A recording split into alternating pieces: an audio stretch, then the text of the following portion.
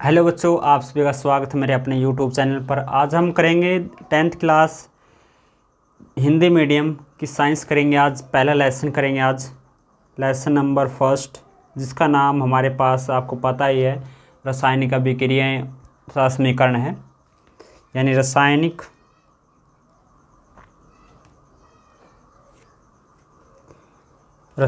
अभिक्रियाएं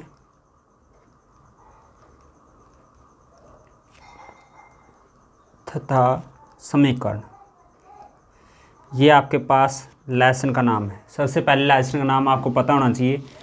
सबसे पहले हम बात कर लेते हैं रासायनिक अभिक्रियाएं क्या होती है।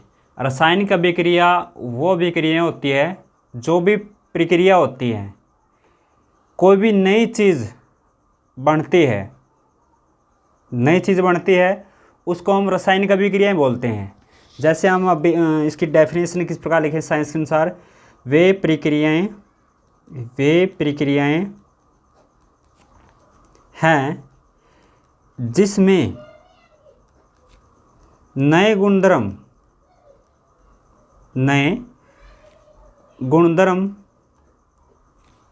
के साथ नए पदार्थ बनते हैं। यानी कोई भी नई चीज़ बनती है, उसके अंदर नए नए गुणधर्म होंगे। फिर ये किसकी परिभाषा है? रासायनिक अभिक्रिया की। वे प्रक्रियाएं जिसमें नए गुणधर्म के साथ नए पदार्थ बनते हैं, उनको क्या कहते हैं? रासायनिक अभिक्रिया कहते हैं। उदाहरण के लिए जैसे दूध से दही, भोजन का पकना या पकाना, या तीसरा हम दे सकते हैं मैग्नीशियम रिबन को वायु में जलने पर मैग्नीशियम ऑक्साइड का निर्माण होता है। हमारे पास मैग्नीशियम रिबन है, अगर उसको हम वायु के अंदर उसको जलाया जाता है तो मैग्नीशियम ऑक्साइड का निर्माण होता है। मैग्नीशियम ऑक्साइड क्या होता है? आपके पास Mg होता है। क्या होता है? Mg क्या होता है? मैग्नीशियम, O ऑक्सीजन, यानी दोनों मिलकर क्या बनाते हैं? Magnesium oxide. ये बिल्कुल एक नंबर की डेफिनेशन है। वे प्रक्रियाएं जिसमें नए गुणधर्म के साथ नए पदार्थ बनते हैं, उनको क्या कहते हैं? रासायनिक अभिक्रियाएं कहते हैं।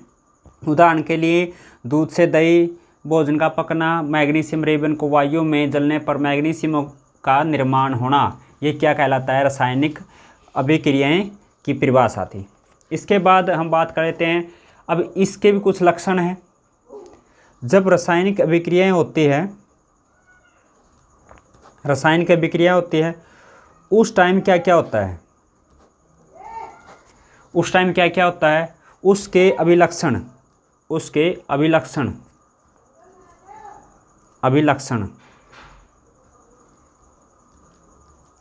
ये आता है रासायनिक अभिक्रिया के अभिलक्षण का मतलब है उस टाइम जो भी रासायनिक अभिक्रियाएं होती है, तो उस दौरान क्या क्या होता है।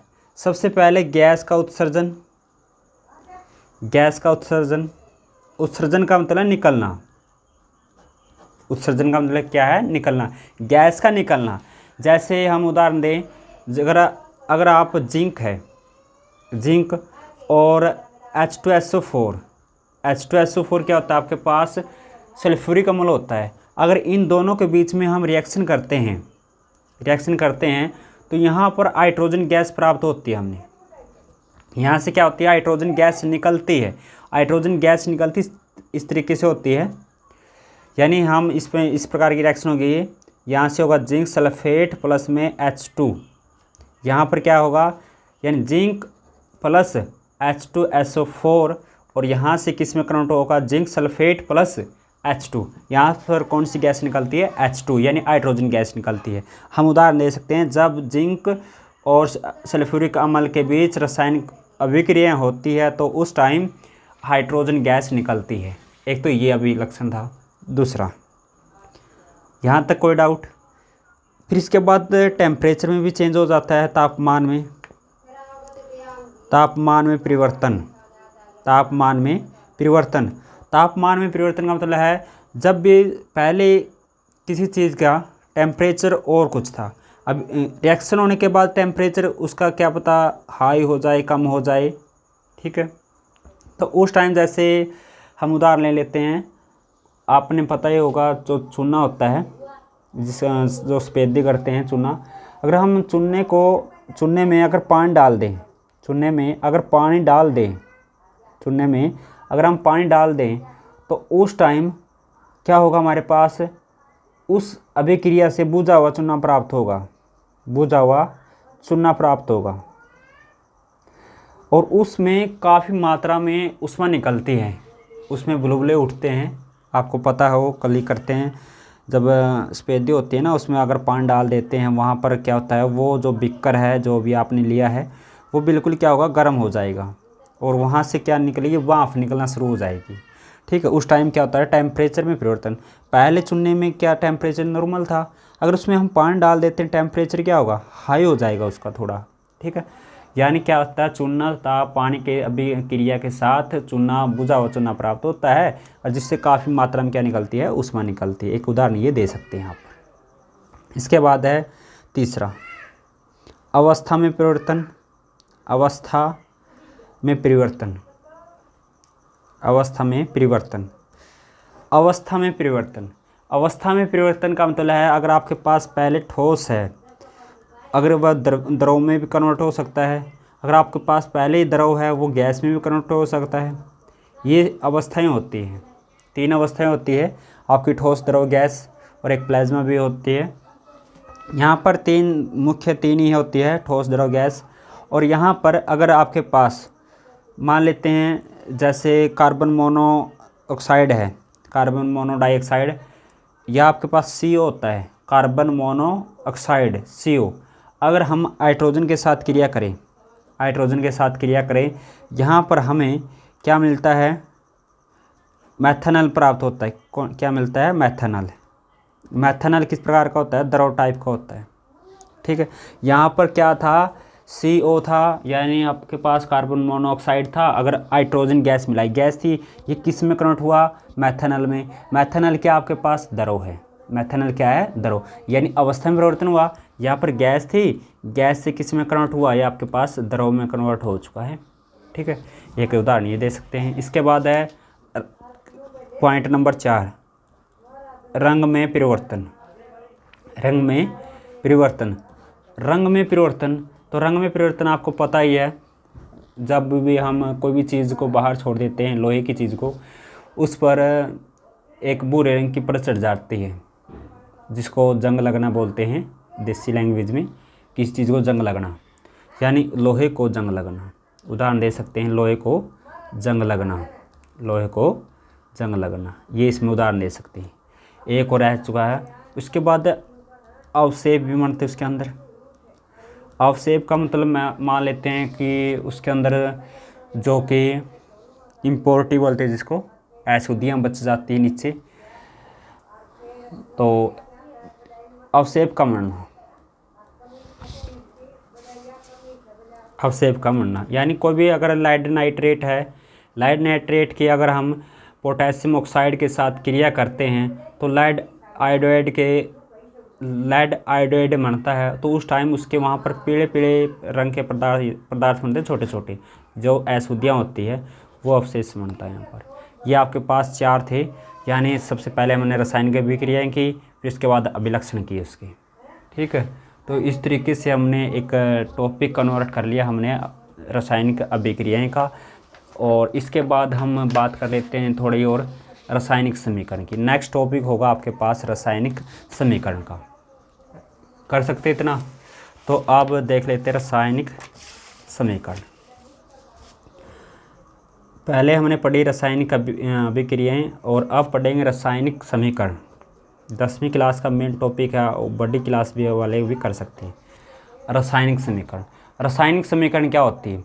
रासायनिक समीकरण एक ऐसे समीकरण है जिसके द्वारा जो रासायनिक अभिक्रिया होती है उसको जो प्रतीक बोलते हैं, प्रतीक का मतलब उनके जो सूत्र होते हैं, सूत्र नाम द्वारा निरूपित किया जाता है, तो उनको बोलते हैं रासायनिक समीकरण। यानी हम बोल सकते हैं किसी रासायनिक अभिक्रिया का प्रतीकों और सूत्रों के द्वारा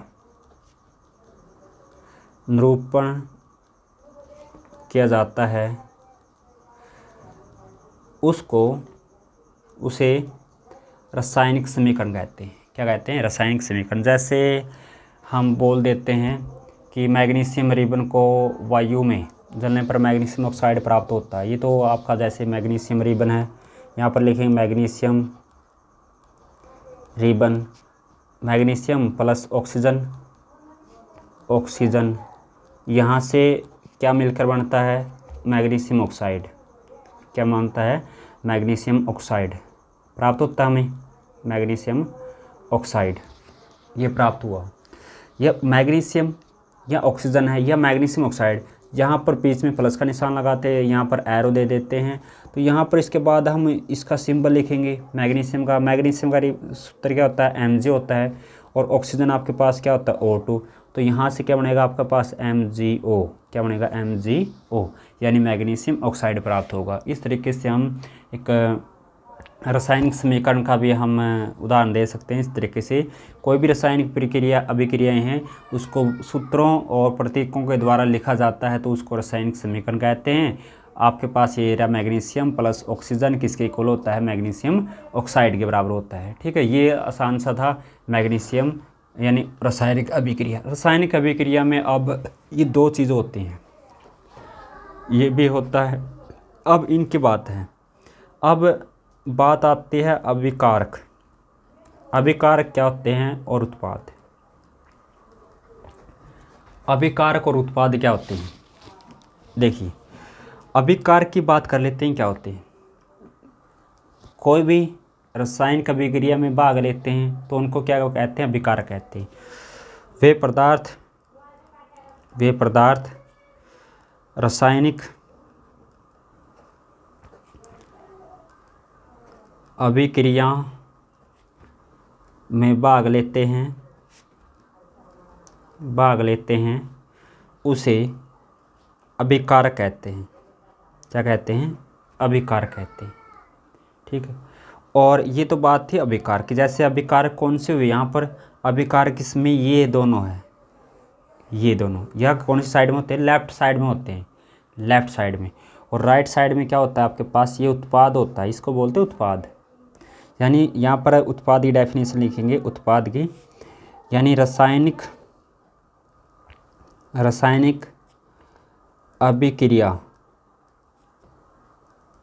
अभिक्रिया के परिणाम स्वरूप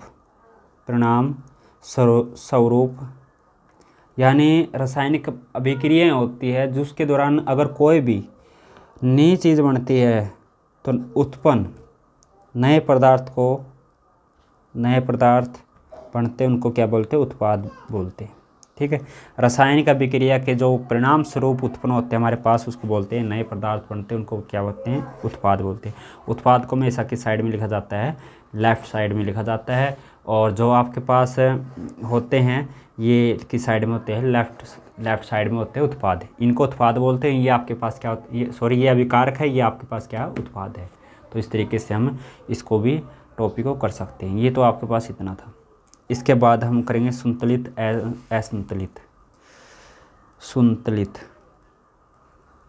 रासायनिक समीकरण। ये क्या होता है आपके पास? ये नया टॉपिक नहीं है, कोई पुराना टॉपिक नहीं। देखिए, संतुलित यानी कोई भी रासायनिक समीकरण है सीधे लिख देते हैं। उसमें क्या होता है कि एक रासायनिक समीकरण होती है जिसमें के अंदर रासायनिक समीकरण के अंदर आपको पता है अभिकारक और उत्पाद दोनों होते हैं। ठीक है, जो उनकी परमाणुओं की संख्या है तो दोनों को इक्वल करते हैं। एक साइड जो अभिकारक होते हैं और एक साइड उत्पाद होते हैं, इनकी जो परमाणुओं की संख्या होती है दोनों को क्या करते हैं? इक्वल करते हैं। तो उस टाइम उसको बोलते हैं हम संतुलित रासायनिक समीकरण। जैसे हम डेफिनेशन दें इसकी, जिसमें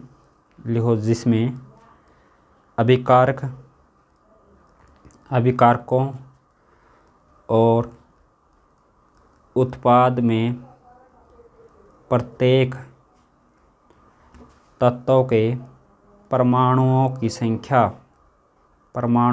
संख्या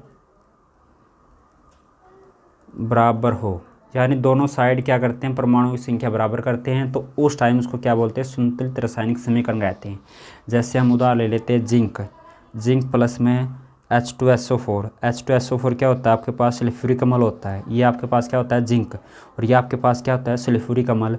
तो यहाँ से क्या बनता है आपके पास, जिंक सल्फेट में होता है, क्या होता है जिंक सल्फेट, और जिंक सल्फेट प्लस में क्या यहाँ पर हाइड्रोजन, हाइड्रोजन यानी गैस निकलती है। यहाँ पर देख सकते हैं जिंक की पावर, जिंक कितना 1 है, यहाँ पर भी 1 है, हाइड्रोजन यहाँ पर कितना 2 है, यहाँ पर भी कितना है 2 है, यहाँ पर सल्फ़र 1 है, यहाँ पर सल्फ़र 1 है, ऑक्सीजन कितना है 4 है, तो ऑक्सीजन यहाँ पर कितना है 4।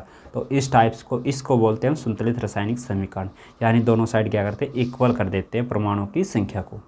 ठीक है, इसके बाद है असंतुलित। ठीक है, असंतुलित, असंतुलित क्या होते हैं हमारे पास, जैसे आपको सभी को पता है अपोजिट होता है सभी का, जिसमें अभिकारक और उत्पाद एक या एक से अधिक परमाणु की संख्या असमान हो, यानी हम कह सकते हैं कि अभिकारकों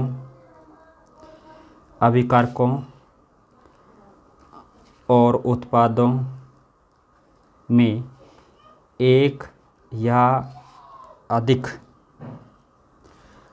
तत्वों के परमाणुओं की संख्या क्या होनी चाहिए, असमान होनी चाहिए, परमाणुओं की संख्या क्या होनी चाहिए, असमान होनी चाहिए। तो उस केस में क्या बोलते हैं, असंतुलित रासायनिक समीकरण कहते हैं। जैसे Mg प्लस में O2, यहाँ से क्या बनेगा MgO, यहाँ पर ऑक्सीजन तो 2 है, यहाँ पर कितना आपके पास ऑक्सीजन है 1 है, तो मैग्नीशियम 1 है, यहाँ पर कितना मैग्नीशियम 1 है, तो यहाँ पर तो ऑक्सीजन तो 2, यहाँ पर 1 है, तो इसको बोलते हैं असंतुलित रासायनिक समीकरण। ठीक है, तो इस तरीके से ये थे आपके पास मेन डेफिनेशन। तो नेक्स्ट करते हैं रासायनिक समीकरणों का संतुलन, यानी उनको संतुलित किस प्रकार करते हैं रासायनिक समीकरण को, रासायनिक समीकरणों को या संतुलन, यानी उनको हम किस प्रकार संतुलित कर सकते हैं रासायनिक समीकरण को।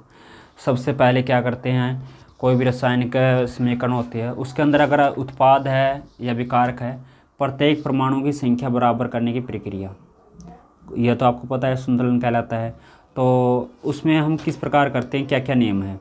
तो पहला तो सबसे पहले आपको भी पता है कि एक होता है द्रव्यमान संरक्षण के नियम। द्रव्यमान संरक्षण का नियम क्या कहता है, ये आता है आपके द्रव्यमान संरक्षण का नियम। ये क्या होता है, इसके अनुसार कोई भी रासायनिक अभिक्रिया है उसमें जो द्रव्यमान को ना तो हम उत्पन्न कर सकते ना उसका विनाश कर सकते। ठीक है, यानी हम कह सकते हैं किसी भी रासायनिक अभिक्रिया में द्रव्यमान का न तो निर्माण कर सकते और न ही विनाश कर सकते। विनाश का मतलब उसको ख़त्म नहीं कर सकते। ठीक है, एक तो ये डेफिनेशन है, और जो सेकंड डेफिनेशन है कहती है कि किसी भी रासायनिक अभिक्रिया के जो उत्पाद होते हैं तत्वों का कुल द्रव्यमान अभिकारक के तत्वों के द्रव्यमान के कुल द्रव्यमान के बराबर होता है। आया समझ में, यानी हम बोल सकते डेफिनेशन, यानी किसी भी रासायनिक अभिक्रिया के उत्पाद तत्वों का कुल द्रव्यमान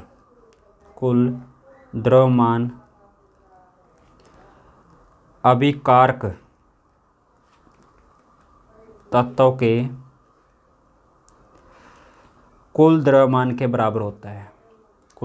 के बराबर होता है, ठीक है, दो डेफिनेशन है। द्रव्यमान संरक्षण नियम क्या कहता है, किसी भी रासायनिक समीकरण को द्रव्यमान को ना तो हम उत्पन्न कर सकते ना उसका विनाश कर सकते। ठीक है, और दूसरी डेफिनेशन है कि रासायनिक अभिक्रिया के जो उत्पाद तत्वों का कुल द्रव्यमान होता है तो अभिकारक के तत्वों का कुल द्रव्यमान के बराबर होता है। ठीक है, ये बात थी इसके अंदर। फिर इसके बाद है रासायनिक समीकरण को लिखने के तरीके क्या क्या है आपके पास। जो आपके पास रासायनिक अभिक्रिया होती है रासायनिक समीकरण को, उसके तरीके क्या क्या है। क्या क्या ज़रूरी है इसके लिए। सबसे पहले आपको पता ही है, रासायनिक अभिक्रिया को लिखने के लिए समीकरण में सर्वप्रथम सबसे पहले तीर का निशान लगाया जाता है। यानी सबसे पहले किसका निशान लगाया जाता है? तीर का निशान। किसके बीच में? उनके बीच में, अभिकारक और उत्पाद के बीच में। देखिए, जब भी रासायनिक अभिक्रिया को हम लिखते हैं, सबसे पहले अभिकारक को लिखकर, यानी इस साइड क्या लिखते हैं? अभिकारक लिखते हैं। फिर इसके बाद तीर का निशान लगाते हैं, फिर यहाँ पर क्या लिखते हैं? उत्पाद लिखते हैं। पहला बात ये है। दूसरा हमारे पास दूसरा क्या होता है कि हम जब भी अभिकारक और उत्पाद की संख्या होती है एक से अधिक हो, जो भी हमारे पास है अभिकारक है, अगर आपके पास एक से अधिक है तो यहाँ पर जैसे एक से अधिक है, कार्बन प्लस में ऑक्सीजन ले लेते हैं, इनके बीच में हमेशा क्या करते हैं? या तो ये तो अभिकारक है, इनके बीच में प्लस का निशान लगाते हैं। अगर यहाँ पर भी आपका उत्पाद इसी टाइप से होता, कुछ भी होता, तो वहाँ पर भी किसका निशान लगाएंगे? प्लस का निशान लगाएंगे। किसका निशान लगाएंगे? प्लस का। यहाँ तो आपको पता है कार्बन प्लस में ऑक्सीजन किसका निर्माण करते हैं? कार्बन डाइऑक्साइड का। पहला स्टेप था अभिकारक और उत्पाद के बीच में तीर का निशान देते हैं। यहाँ पर जो अभिकारक एक से अधिक हो तो उस कंडीशन में हम उनके बीच में प्लस का निशान लगा देते हैं। ठीक है। तीसरा पॉइंट है, उनको संतुलित करते हैं, संतुलित भी कर देते हैं उनको। ठीक है, उनको यानी दोनों साइड क्या होनी चाहिए? इक्वल, जो परमाणु की संख्या वो इक्वल होनी चाहिए। ठीक है। इसके बाद हम क्या पॉइंट नंबर 4 की बात करते हैं। तो अगर हम कोई भी संतुलित करते हैं रासायनिक समीकरण, तो उसमें एक ध्यान रखना आपने, तो अगर हम उसमें संतुलित करते हैं रासायनिक समीकरण को, उसके हम जो तत्व है या यौगिक है उसको हम नाम चेंज नहीं कर सकते, ना उसका सूत्र चेंज कर सकते। जैसे हम ऑक्सीजन है तो उसको कार्बन में चेंज कर देते हैं या उसको, तो इस तरीके से हम उसको चेंज नहीं कर सकते। राइट, चेंज नहीं कर सकते। उसके बाद है पॉइंट नंबर 5 आपके पास, 5 की बात करते हैं। उसके अंदर ईट एंड ट्रायल एक रूल है, हीट एंड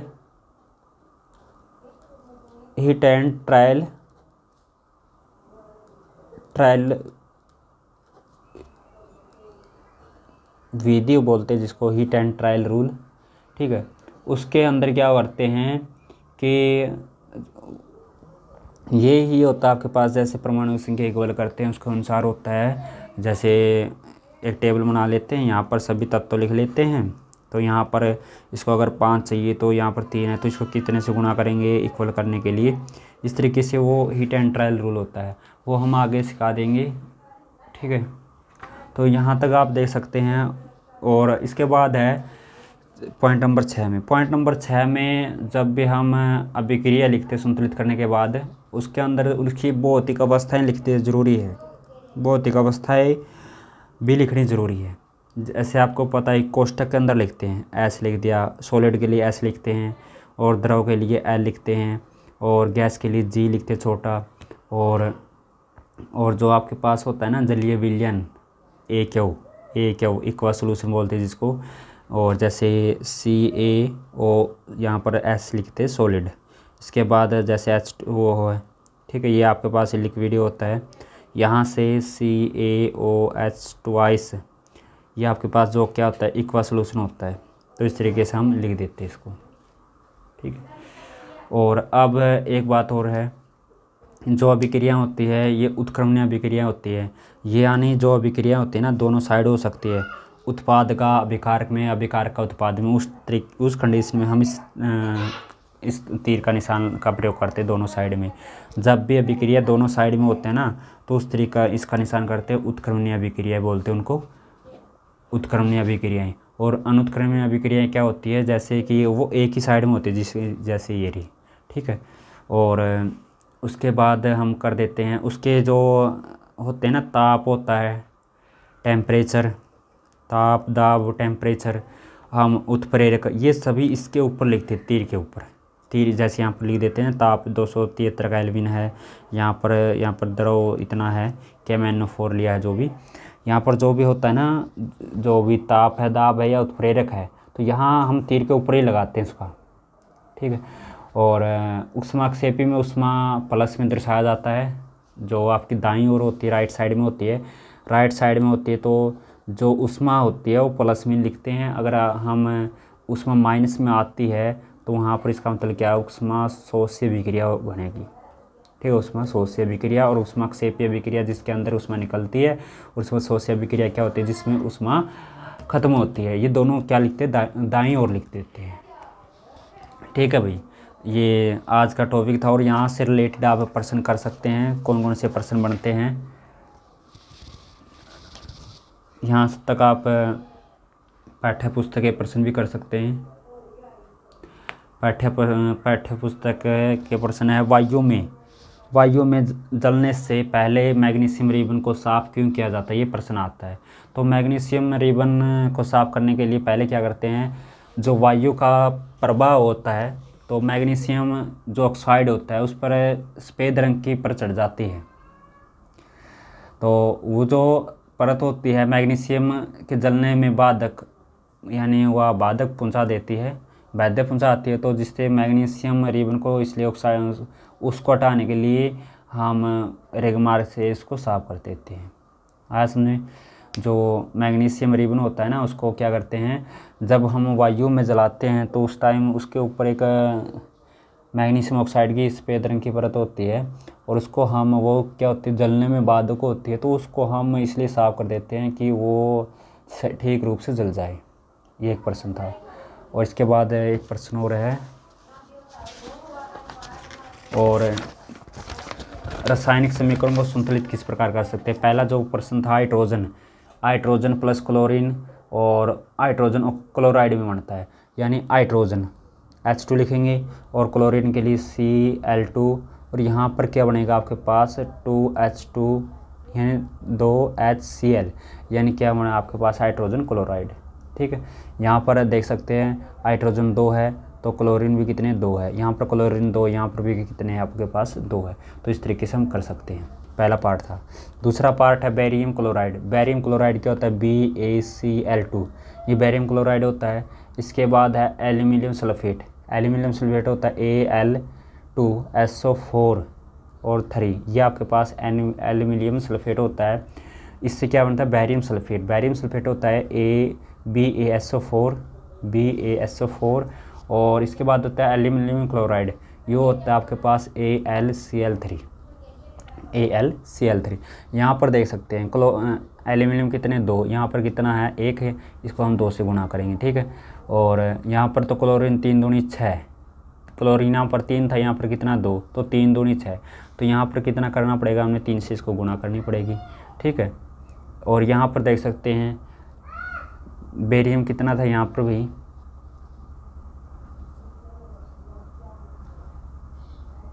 ठीक है, यहाँ पर इसको कितना करना पड़ेगा, बेरियम 3 है तो यहाँ पर कितना 1 है, तो इसको भी कितने से गुना करनी पड़ेगी, 3 से गुना करनी पड़ेगी।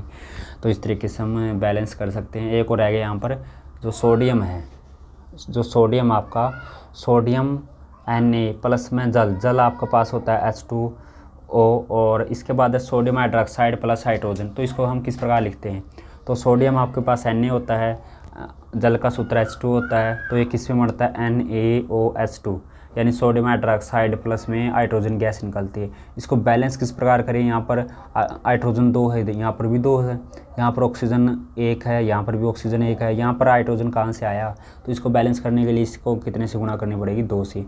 ये तो ठीक है, ये 2 है, या हाइड्रोजन कितने हुए 4, यहाँ पर कितना आपके पास 1, ये 2 और 3 हुए, यहाँ पर इसको कितने से गुणा करनी पड़ेगी, 2 से गुणा करनी पड़ेगी। ठीक है, अब यहाँ पर Na2 हुआ, यहाँ पर तो 1 ही, इसको कितने से गुणा करनी पड़ेगी, 2 से। इस तरीके से आप कर सकते हैं भाई। ठीक है, तो ये आपके पास थे पहले जो टेक्स्टुअल क्वेश्चन थे, आप इस तरीके से कर सकते हैं। ठीक है, और अगर आपको वीडियो पसंद आए तो प्लीज़ लाइक, शेयर और चैनल को सब्सक्राइब जरूर कर लीजिए, ताकि आने वाली वीडियो की नोटिफिकेशन आपको मिल सके। Thank you, bye bye, take care.